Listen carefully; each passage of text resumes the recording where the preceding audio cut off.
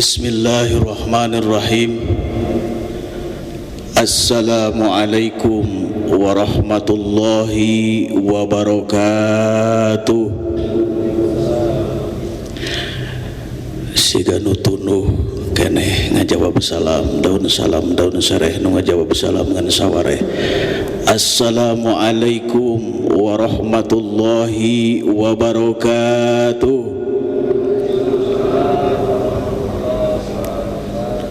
Daun salam daun saga insyaallah nu ngajawab salam calon masuk surga, amin.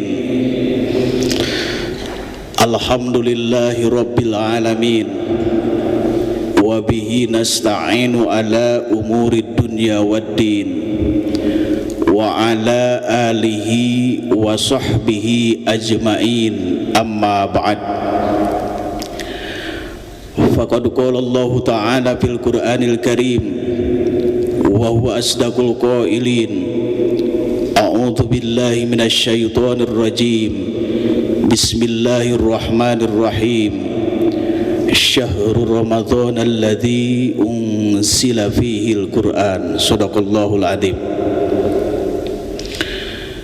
Yang saya hormati para jamaah subuh, alhamdulillah, bapak-bapak, ibu-ibu, barangkali ibu-ibuna sedikit, bapak-bapak juga alhamdulillah masih ada. Mudah-mudahan kita semua duduk bersimpuh sudah melaksanakan kewajiban kita sholat yang 5 waktu berjamaah di Pusdai sholat subuh kali ini. Mudah-mudahan langkah kita dari rumah sampai tempat Masjid Pusdai, mudah-mudahan dosa kita ku Allah dibersihkan, amin ya Allah ya rabbal alamin. Contoh kehidupan manusia yang akan abadi sampai akhirat, tidak ada lagi di hadapan Allah Subhanahu wa ta'ala yang akan dipinta pertanggungjawaban. Apa yang dipinta pertanggungjawaban? Yaitu pertama adalah sholat yang 5 waktu, tidak ada lagi bagi orang yang wattaqullaha alladzi tasya'aluna bihi wal arham. Yang kedua, orang yang paling Allah berikan nikmat adalah orang yang paling diberikan tempat yang mulia bagi orang yang tadi dibacakan wattaqullah, orang yang bertakwa, selalu mengingat Allah dan selalu membaca Al-Quran. Jangan sia-siakan kita di Masjid Pusdai ini atau di rumah atau di perjalanan harus mengingat kepada Allah Subhanahu wa ta'ala. Kalau kita tidak tahu apa yang akan Allah panggil sahabat-sahabat kita semua yang ada di sini, barangkali besok atau nanti atau kapan, tidak ada yang tahu. Tapi kalau kita selalu mengumandangkan kalimat Allah, Allah, Allah, Allah di hati, meskipun kita lagi berjalan, yakin Allah akan memberikan tempatnya surganya Allah Subhanahu wa ta'ala. Barangkali kita lagi berjalan cekuk titajong, langsung kita meninggal, pulang dari masjid, kata Allah Subhanahu wa ta'ala, ya ayyuhan nabiyyu inna arsalnaka syahidaw wa mubasysyiran wa nadhira. Begitu indahnya Allah, luar biasa ya. Orang yang bertakwa, orang yang pulang dari masjid, begitu titajong langsung meninggal, tidak ada lagi, tidak ada siksaan, tidak akan Allah memberikan adab. Kata Allah, bukalah pintu surga yang Allah berikan kenikmatan di dunia sampai akhirat. Yang dianti-anti itu adalah orang yang paling terhormat, orang yang wattaqullaha alladzi tasya'aluna bihi wal arham, gemarkan membaca Al-Quran. Nawwiru buyutakum bitilawatil Quran, hiasi rumahmu dengan bacaan-bacaan ayat-ayat suci Al-Quran, jangan rumahmu seperti kayak kuburan. Makanya kalau kita di keluarga datang ke rumah, ibu lagi masih di mukena, lagi mendengarkan membaca Al-Quran, datang suami ke rumah, assalamualaikum, waalaikumsalam warahmatullahi wabarakatuh. Indah kan? Satu. Yang kedua adalah anak yang soleh. Ya kan, Allah memberikan kenikmatan itu punya anak yang soleh, anak yang gemar membaca Al-Quran, anak yang gemar membacakan kalimat syahadah, anak yang kalimat melaksanakan sholat tidak tepat waktu. Kata Allah Subhanahu wa ta'ala, barang siapakah orang atau ibunya bapaknya disiksa dengan siksaan Allah, tapi anak sampai teriak-teriak, ya Allah terido kami disiksa bapak kami dan ibu kami. Kenapa? Kata Allah, karena saya bisa membaca Al-Quran, karena saya bisa sujud, karena bisa saya mengatakan wattaqullaha alladzi tasya'aluna bihi wal arham. Saya tidak ridho, kata anak itu. Jawaban Allah Subhanahu wa ta'ala, rek dikumahakeun ku anjeun, pek cokot ku anjeun, karena bapakmu dan ibumu lagi disiksa banyak dosa, tapi saya yang Allah berikannya itu orang menjadi orang yang takwa. Kata anaknya gitu, Pak. Makanya kita harus betul-betul anak kita dididik dengan ayat-ayat Al-Quran, dididik sholat yang 5 waktu, dididik menutupi aurat yang sempurna. Kalau seandainya punya anak kita tidak pakai kerudung, seandainya anak-anak kita tidak sujud, seandainya anak kita belum pernah membaca Al-Quran, akhirnya Allah terbalik. Barangkali bapaknya sudah masuk di surga dan ibunya masuk di surga, anaknya nuntut, ya Allah kami terido disimpan di siksaanmu karena kami belum pernah diperintah oleh bapakku dan ibuku, belum pernah diperintahkan membaca Al-Quran yang benar, belum pernah kami diperintahkan untuk menutupi aurat yang sempurna, belum pernah kami memerintahkan sujud kepada Allah. Rek dikumahakeun ku anjeun, hayang singasaan bapak kami jeung ibu kami siksamu ya Allah. Berat, Pak. Makanya kita sebagai pimpinan di rumah tangga, ar-rijalu qawwamuna 'alan nisa bima faddalallahu ba'dukum 'ala ba'di wa bima anfaqu. Kata Allah Subhanahu wa ta'ala seperti itu. Jadi pimpinan itu harus mengawasi segala-galanya. Makanya dimanapun jadi pimpinan nanti di akhirat akan dipinta pertanggungjawaban, dimimiti presiden, gubernur, bupati, camat, RW, RT, pimpinan keluarga, akan Allah pinta pertanggungjawaban.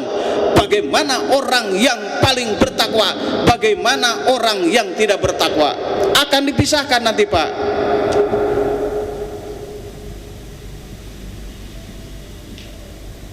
Berat itu, Pak. Sampai anak menuntut. Sebaliknya kalau kita tidak bisa memperjuangkan anak-anak kita sampai wattaqullaha alladzi tasya'aluna bihi wal arham, berat itu, Pak.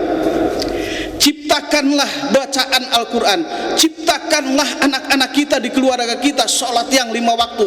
Itu pondasi yang paling utama, sholat yang 5 waktu. Kalau seandainya bapak-bapak membiarkan anak kita, anak kita teh cantik, kalau tidak pakai kerudung pun tidak apa-apa karena enak dipandang, tapi di hadapan Allah Subhanahu wa ta'ala Al-Quran menjelaskan, walau anna ahlal qura amanu wattaqau la fatahna alaihim barakatim minas samai wal ard walakin kadzabu fa akhadnahum bima kanu yaksibun. Kalau di guar itu, wah, tidak akan selesai satu hari. Tapi singkatnya, barangkali orang-orang yang tidak bertakwa, orang yang jauh dari Allah, orang banyak kemungkaran, orang yang banyak tidak membacakan syahadah, jauh dengan Al-Quran, walakin kadzabu fa akhadnahum bima kanu yaksibun, Allah akan tumbibak dan nyiksa ke diri keluarganya. Contoh sedikitlah kecil-kecilannya, Pak. Sekarang itu banyak udah dicabut berkahnya ku Allah Subhanahu wa taala. Contoh tina makanan we, Pak. Yang hijau-hijau tidak boleh dimakan asam urat. Garam, asin jamal dan pete tidak boleh dimakan darah tinggi. Nasi pun yang bagus dari Cianjur tidak boleh dimakan karena diabetes. Betul. Itu udah dicabut berkahnya oleh Allah Subhanahu wa taala. Yang gurih-gurih tidak boleh makan, padahal Allah tidak memerintahkan seperti itu, karena Allah tidak ridho kepada orang yang jauh dengan Allah, jauh dengan Al-Quran, pirakuna Al-Quran, Al-Quran sebagai petunjuk, Al-Quran sebagai pedoman kita, Al-Quran sebagai penyelamat kita, Al-Quran sebagai obat kita. Tapi kenapa kita jauh dengan Al-Quran? Kalau orang yang jauh dari Al-Quran, banyak, Pak, kesulitannya. Sulit aja, sulit pikiran hati, rizkinya mereret. Tapi orang yang bergemar membaca Al-Quran, yakin Allah akan memberikan kenikmatan di dunia sampai akhirat. Oleh karena itu, hadirin yang berbahagia, kunci kehidupan yang tiga tadi, Ramadan penuh berkah,